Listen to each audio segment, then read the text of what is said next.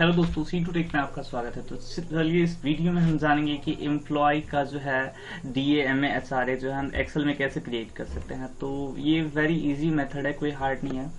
तो चलिए इसको हम देखते हैं। तो मैंने यहाँ से कुछ जो है डाटा कलेक्ट करके पहले से रखा है, क्योंकि ऐसे लिखने में बहुत सारा नाम बहुत समय लग जाता है, इसलिए आप लोगों का टाइम बर्बाद ना करते हुए यहाँ पे मैं बता देता हूँ। वही मैंने एक कंपनी का नाम यहाँ पे लिया है, जैसे टाटा मोटर्स प्राइवेट लिमिटेड करके। यदि आपको किसी और का करना है तो उस तरीके से आप ले सकते हैं, जैसे सोनू पब्लिक स्कूल, वहाँ पे यदि कर्मचारी और है उस प्रकार से तो उसका भी यूज कर सकते हैं। तो ये जो है ऊपर में आप मर्ज करके लिख सकते हैं। और देन यहाँ पर जो आता है, फर्स्ट है SN मतलब serial number, second employee name. तो आपके पास जो जो एम्प्लॉय रहेंगे उसका नाम सब इसमें फिल कर देना है, जैसे मैंने यहाँ पे किया है। और डेजिनेशन, तो वो एम्प्लॉय जो होंगे तो उनका कुछ एक पद होगा, जैसे हो सकता है कोई मैनेजर हो, कोई हो सकता है कि सेलर हो, या फिर कोई हो सकता है उसमें अकाउंटेंट हो, ऑपरेटर हो, या फिर सुपरवाइजर हो। तो उसका डेजिग्नेशन कोई पद होगा, तो वो उसके सामने वो भी हमें फिल करना होता है। देन यहाँ पे हमें बात आती है बेसिक सैलरी। तो बेसिक सैलरी का अर्थ हो गया नॉर्मल सैलरी, उसका जो फिक्स पे है वो देना ही है वो। जैसे मैंने यहाँ पे सभी का बेसिक सैलरी भी उतार के रखा ही हुआ है, ऐसे नहीं तो बारी बारी से लिखने में समय लग सकता था, नहीं तो मैं लिख भी सकता था ऐसे करके।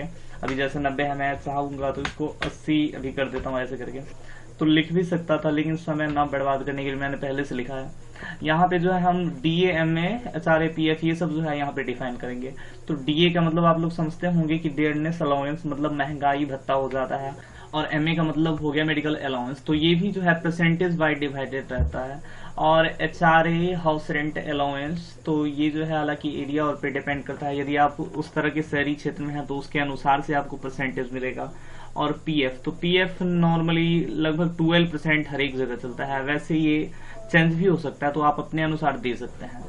और ग्रॉस सैलरी और नेट सैलरी, तो अभी इसी को हम डिफाइन करते हैं। तो यहाँ फर्स्ट ऑफ ऑल हम DA यहाँ पे इसका कैलकुलेट करते हैं। तो DA डियरनेस अलाउंस, ये हालांकि समय पे डिपेंड करता है किस तरह की महंगाई है।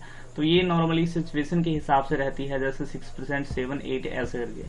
ठीक है, तो जैसे हमें जो है पहले कैलकुलेट करना है, एक ठो का सिर्फ हम करेंगे, बाकी का तो हम डिफाइन ऐसे ही कर लेंगे। तो उसको करने के लिए अभी हम फर्स्ट मनोज का करते हैं। तो उसके लिए हमें DA वाले सेक्शन में आना है और वहां पे बराबर सिंबल, और देन यहाँ पे हमें मनोज के बेसिक सैलरी वाले को सेल को सिलेक्ट करना है, जिसमें 80,000 अभी लिखा हुआ है उसको। तो उसको ऐसे क्लिक करेंगे तो आ जाएगा यहाँ पे उसका नाम D3। अदरवाइज आप ऐसे गिन के भी देख सकते हैं कि यह इसका नाम क्या है, तो वैसे भी आप लिख सकते हैं D3, ये ऑटोमेटिक सेलेक्ट हो जाएगा। और D3 यहाँ पर क्यों आया, ये सस्पेंस हालांकि होगा आप लोगों में। तो जैसे इस साइड देख सकते हैं ऊपर में लिखा हुआ है A, B, C and D ऐसे करके। तो बेसिक सैलरी जो है अभी D कॉलम में है, इसलिए D तो आया है। अब +3 यहाँ जो आया हुआ है, तो इस साइड में भी आप नंबर देखते होंगे 1, 2 एंड 3। तो ये 3 नंबर पे है, इसलिए यहाँ पे D3। तो ऐसे भी आप टाइप कर सकते थे। और चूंकि आपके सामने एक बड़ा सा रेड बटन है। हाँ, है। दबा दिया, आगे बोलो। यह जो है हालांकि डिपेंड करता है सिचुएशन पे कि किस तरीके के। तो मैं यहाँ पे अप्रोक्स अभी 8% ले रहा हूँ, हालांकि वही 6, 8 ऐसे करके उस रहता है। तो मैं यहाँ पे 8% लेता हूँ, 8, और देन इसके बाद परसेंटेज, और देन एंटर। तो जैसे देख सकते हैं इसका जो हमें कैलकुलेट करके आ चुका है 6,400 रुपया। तो बस एक का यदि हमें निकल गया, तो बाकी के निकालने के लिए बस इसके साइड में हम जाएंगे, यहीं पे जब प्लस ब्लैक जैसे प्लस का सिंबल बन जाए तो ऐसे हम ड्रैग कर देंगे, ऐसे करके हमें पूरे नीचे तक ड्रैग कर देना है।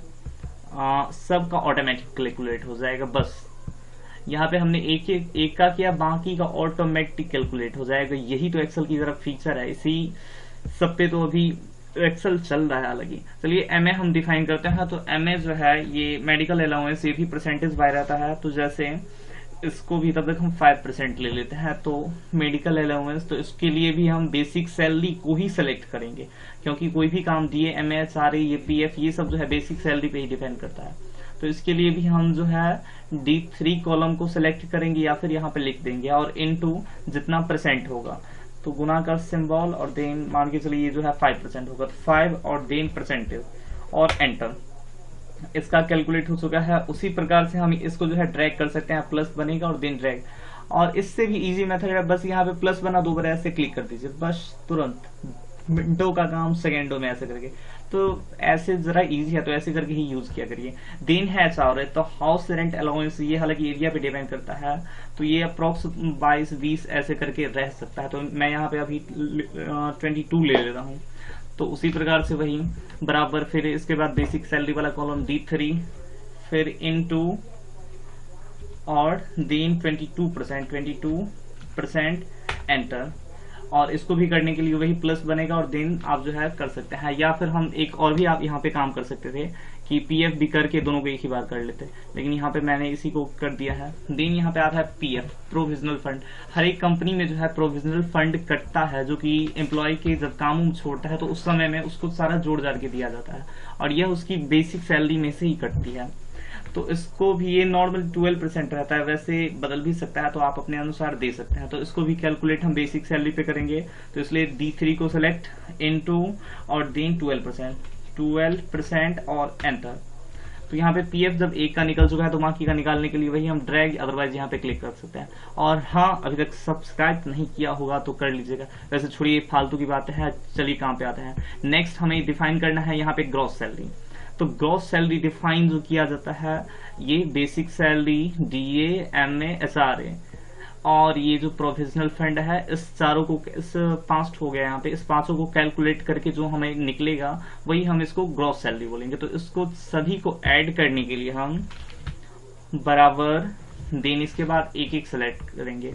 जैसे 80,000 था मनोज कुमार का, तो पहले बेसिक सैलरी वाले कॉलम में आके D3 हो गया, फिर प्लस, फिर उसके बाद उसी के सामने उसका DA कितना है 6400, उसको भी हम सेलेक्ट करेंगे, तो उस कॉलम का ऑटोमेटिक नाम आ जाएगा। E में है 3 नंबर पे, इसलिए E3, फिर प्लस, फिर MA वाले को सेलेक्ट करेंगे, M जो है F में है इसलिए F3, फिर प्लस, फिर HRA, देन यहाँ पे PF, और देन यहाँ पे हमें एंटर करना है। तो जैसे यहाँ पे देख सकते हैं, इसका आ चुका है हमें 1,17,600 रुपया, और एक का यदि आ चुका है तो बाकी का डिफाइन करने के लिए बस ऐसे करके हम ड्रैग कर सकते हैं, अदरवाइज यहाँ पे 2 बार क्लिक कर देंगे बस। सभी का यहाँ पे हमें कैलकुलेट हो चुका है। ग्रॉस सैलरी जो है, ग्रॉस सैलरी में हर एक प्रकार की सैलरी को ऐड कर दिया जाता है, बट यहाँ पे बात आती है नेट सैलरी की। तो नेट सैलरी में से जो है PF को घटा दिया जाता है, क्योंकि PF जो है हमें मंथली सैलरी के रूप में नहीं मिलता है, वो जो हमारा कट जाता है। तो इसीलिए जो है हम यहाँ पे PF को जो है माइनस करेंगे ग्रॉस सैलरी से, क्योंकि PF हमें मिलता नहीं है, PF हमारे ही सैलरी में से कटता है। तो इसलिए हमारा जैसे ग्रॉस सैलरी अभी इस प्रकार से बना है, तो इसमें से हमें PF कटेगा, तो इसलिए हमें PF को अभी जो है माइनस कर देना है। तो PF को वही माइनस करने के लिए तो पहले हम बराबर, देन यहाँ पे हमें माइनस किससे करना है, ग्रॉस सैलरी से। तो वही मनोज का ग्रॉस सैलरी है यहाँ पे 1,17,600, और इसका नाम हो गया इस सेल का I3। तो या तो I3 या फिर इस पे जाके हम क्लिक कर देंगे, तो I3, और देन चूंकि यहाँ माइनस होगा यहाँ पे PF इसका, तो PF माइनस होगा, तो PF वाले सेक्शन को, इसी सेल को हम सेलेक्ट करेंगे, इसका नाम है S3। इस पे जाके क्लिक करेंगे, ऑटोमेटिक नाम आ जाएगा, और देन एंटर। इसका कैलकुलेट हो चुका है नेट सैलरी 1,08,000। इसका ग्रॉस सैलरी बन रहा था 1,17,000, बट PF जो है इसका लगभग 9,000 अप्रोक्स 9,600 रुपए कटा है। तो वो जो है 9,600 रुपए इसका मंथली ऐड होके जब ये काम छोड़ेगा तब उसको मिलेगा। तो ये जो है हालांकि माइनस कर दिया जाता है, इसलिए मैंने कर लिया। जब एक का हमें डिफाइन हो चुका है, तो सभी का डिफाइन करने के लिए बस ऐसे हम ड्रैग कर देंगे, सभी का यहाँ पे डिफाइन हो जाएगा। और एक का यहाँ छूट गया, इसका भी हम कर लेते हैं। हाँ, ऐसे करके यहाँ पे देख सकते हैं सभी का जो है बस कुछ ही देर में यहाँ पे डिफाइन हो चुका है। तो इसी प्रकार से हम जो है नॉर्मली किसी भी कंपनी, स्कूल रिलेटेड उस सब का भी जो है हम क्रिएट कर सकते हैं। तो ये इसकी कुछ नॉर्मल प्रोसेस ही टैली एक्सेल से रिलेटेड और फोटोशॉप से रिलेटेड वीडियो में डालता रहता हूँ। और कोई दिक्कत हो तो बस आपका भाई है यहाँ पे कमेंट कर दीजिएगा। चलिए मिलते हैं नेक्स्ट वीडियो में, धन्यवाद।